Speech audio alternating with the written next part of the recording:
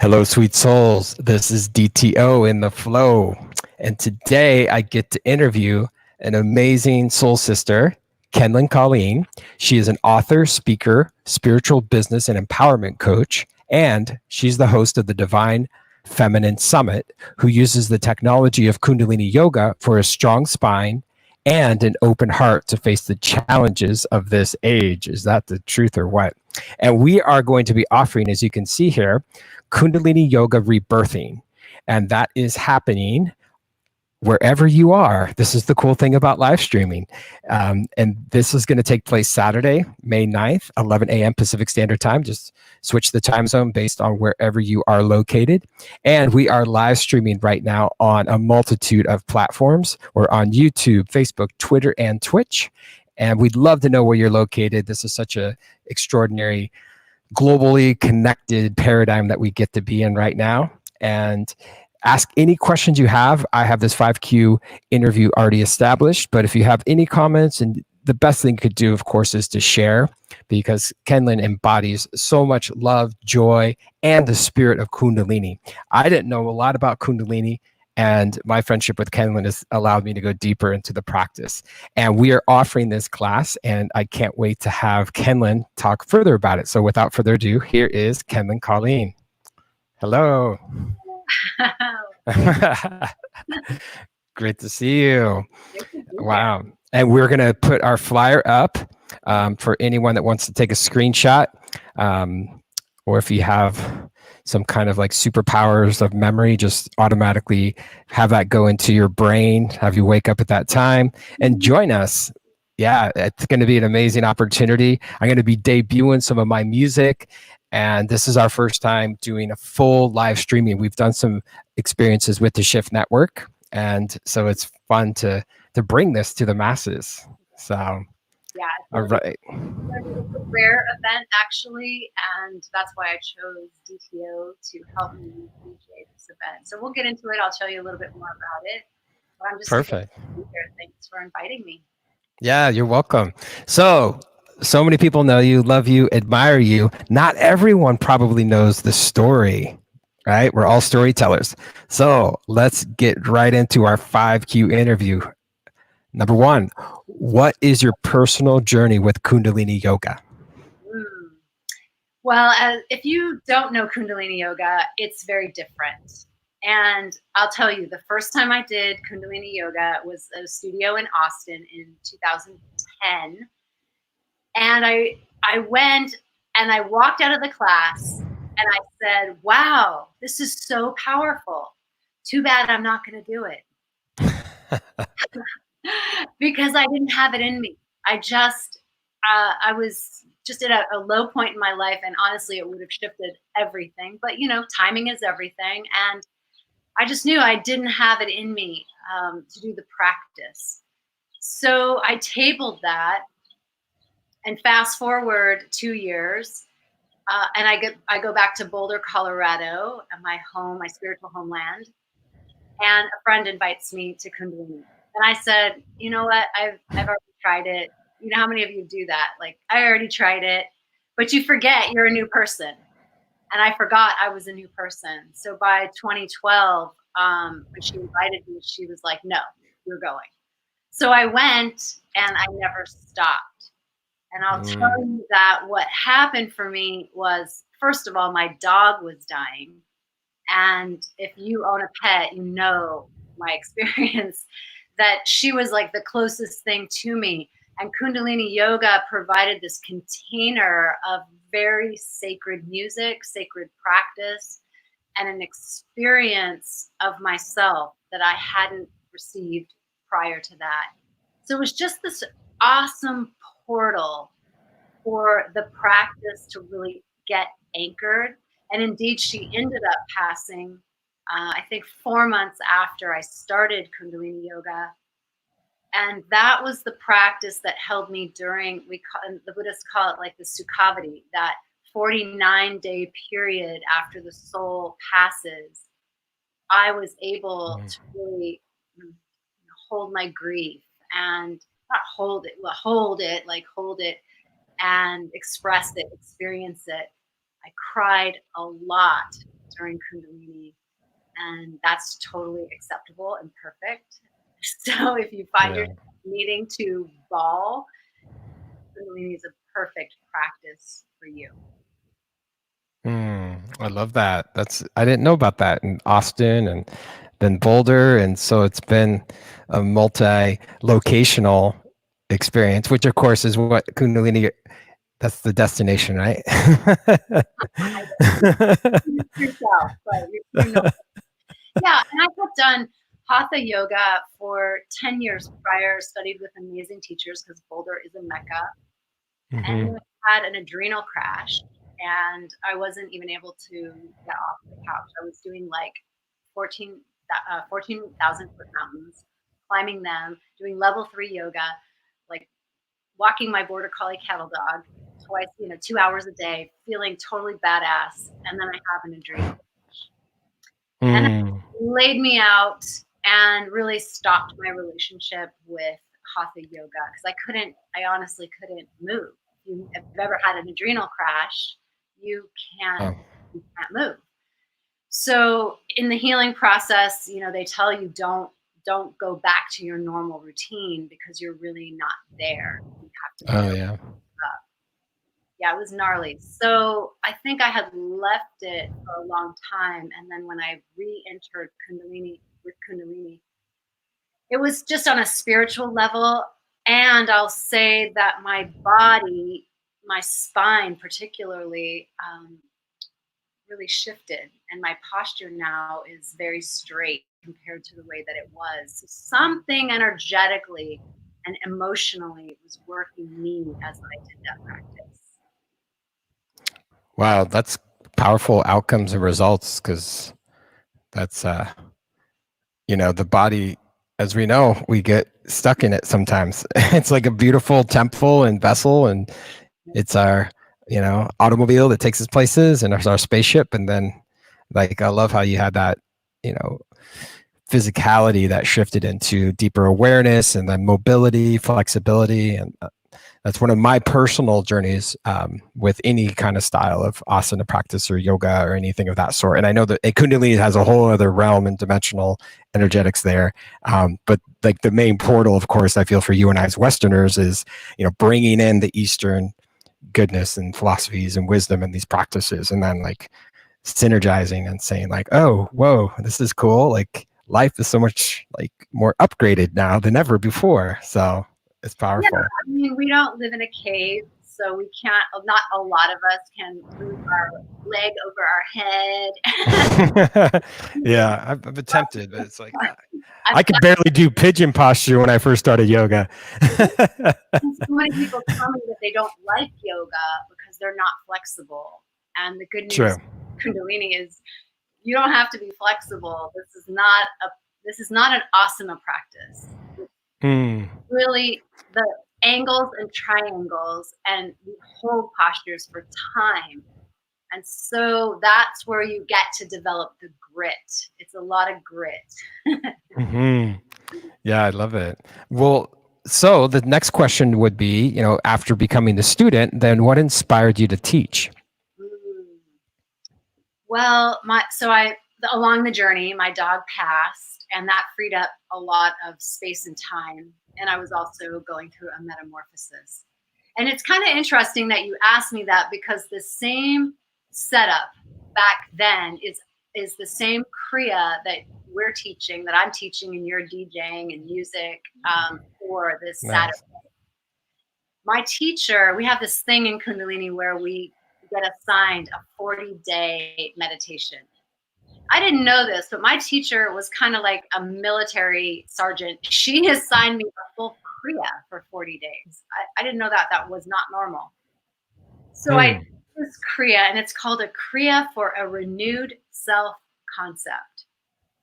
Like, think about that. Like, who we think we are. It's a concept of ourselves. It's never our true self. It's a concept. So we get to upgrade our concept of ourselves, and then our life expands, and we get to live inside of the new concept. So I did that for 40 days, which prompted me, my dog passed. I think 10 days after I finished this Kriya. And then so much opened up. I went to India to do teacher training with Gurmukh with like 160 or 170 people around the world in Rishikesh. And Wow. I just knew I was called. I just knew, like, I want to go deep. And it was that transition time from that death to the rebirth, where we're in that chrysalis, like we're in right now, called lockdown. Yes, indeed. And The some of cocoon. us are sitting ooze, and we're going to come out a new person. 2020 is really about reinvention. I mean, I just saw an astrology post that said 2020 is canceled. And that's the truth, right? It's canceled because why? We have to turn into ooze. We have to live by. Because who we have been created a world that is unsustainable. We can't live in it. So we now have to be new people. And that's what this Kriya that I put together with you on status, to take people through that same process that starts to shed the subconscious patterning, the unconscious patterning of the old self. And that's why we call it rebirthing, right? That. Yeah. Exactly. Wow, I love that. And I love that concept of the word concept because a lot of times we don't recognize it's what we're perceiving. And in every moment, we get to reinvent our lives. That's one of the most powerful things I've learned so far in this journey. And we've all had these unique chapters in our lives. And so with all the knowledge going to India, learning, and the 40-day experience sounds pretty transformative, as it was, right? It sounds like you're probably integrating a lot of different methodologies, modalities, experiences. And so question 3 is, what makes your classes unique? Yeah, I'm glad you asked that, because actually I have, I draw upon lots of different teachings. I'm a projector in human design, so I am like a Swiss Army knife. And one of my favorite things I like to teach is the gene keys. And the gene keys are a frequency that's handed down. It was like a download from Richard Rudd. There's 64 codes. Each of us have 11 of them. But the sun hits a code, a gene key, every 5 or 6 days. So I create my class around the gene key. I pair it up with the Kriya for the class, or I pair it up with, like, today's class was about the Scorpio full moon. So we did a total scorpionic class. So I like to take in other esoteric knowledge as a way of a thread through the practice, so that we create kind of a coherency, and we really know in the class what it is we're up to. And generally what I'm up to is helping us as a collective and individual transmute shadow frequency. So the shadow is the lower vibration self, the judging self, the victim self, the worrying self, the fearful self. And inside the shadow is actually the gift. So if we go into it, then we pop out and discover the gift. And the teachings are always pulling you forward to your gift.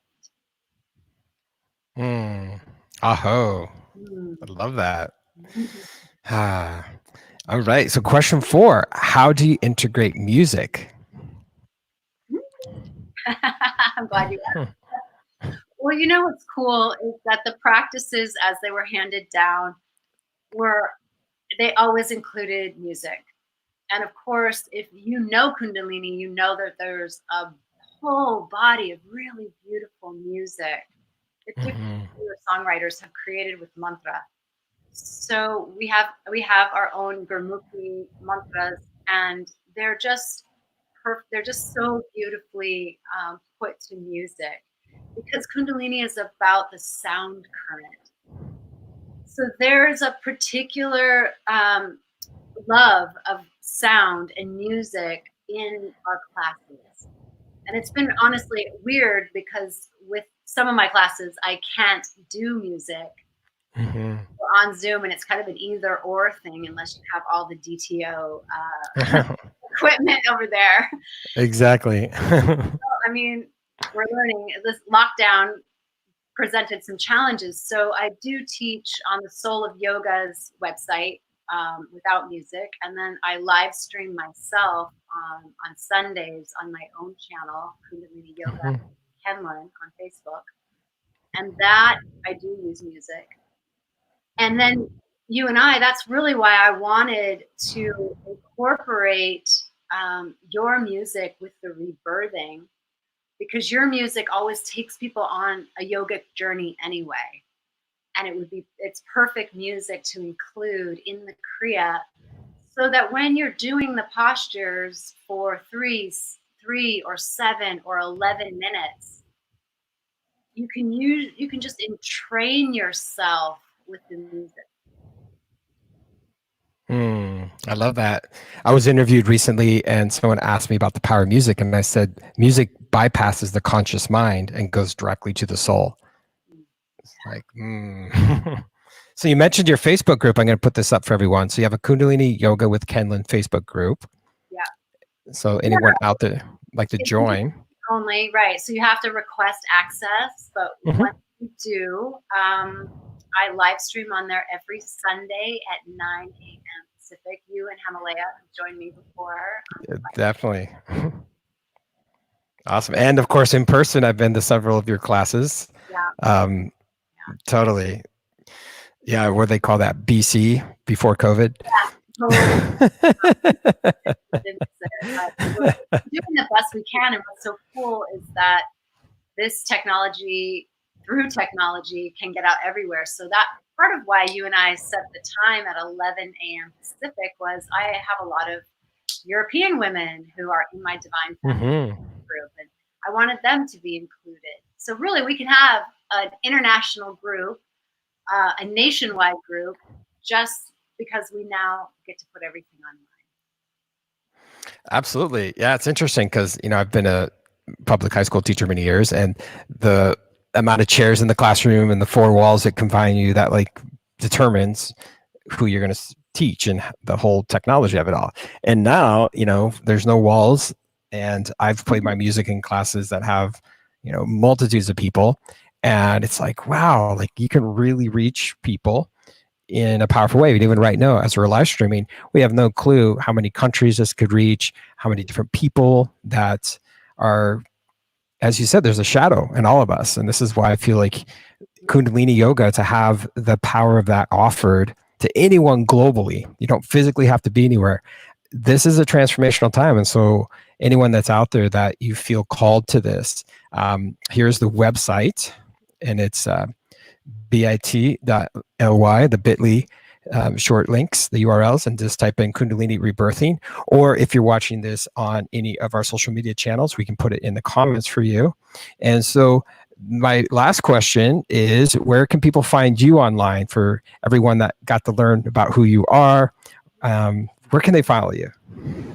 Well, there's a number of entry points in the mandala, and that would be joining us on our live stream on Saturday would be awesome. Absolutely. That's the best introduction, right? No, get an experience, and you don't have to have any prior knowledge or even know what it is. I've had people come to like a rebirthing, or like even a 62-minute Kriya where we hold one posture for 62 minutes for their very first time.